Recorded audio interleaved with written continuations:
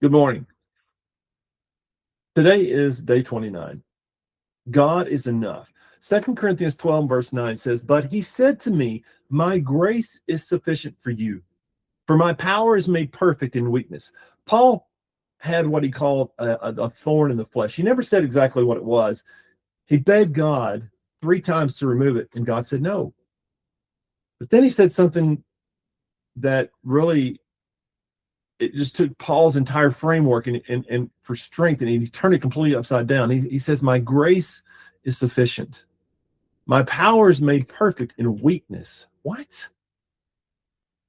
That's the answer that Paul was looking for, but it actually, you know what? I'm sorry, I said that wrong. That's not the answer that Paul was looking for.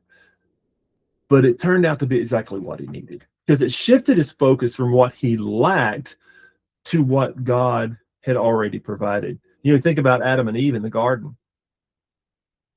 They walked through an entire garden.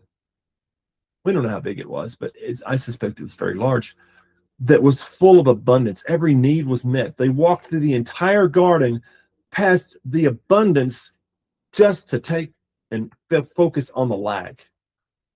We spend most of our lives trying to be strong enough, capable enough, put together enough, and when we're not, we feel like we failed. Like if we just try harder, we get our act together more completely, everything's going to work out. God says his power shows up most clearly in our weakness, not despite our weakness, but in it.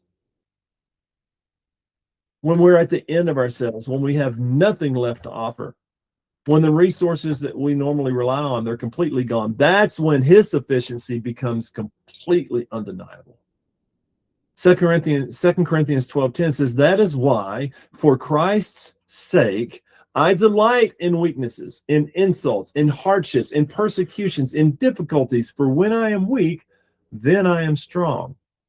When I'm weak, then I'm strong. That's upside down. But you know what? That's kingdom logic. And it's true. Right now, we don't have enough of a lot of things. Money, time, but we do have access to a God that is enough. And I praise God that my access to him does not require me on being good enough. So where are we trying to be enough on our own instead of resting in the God who already is? Be blessed by the best. We'll see you tomorrow.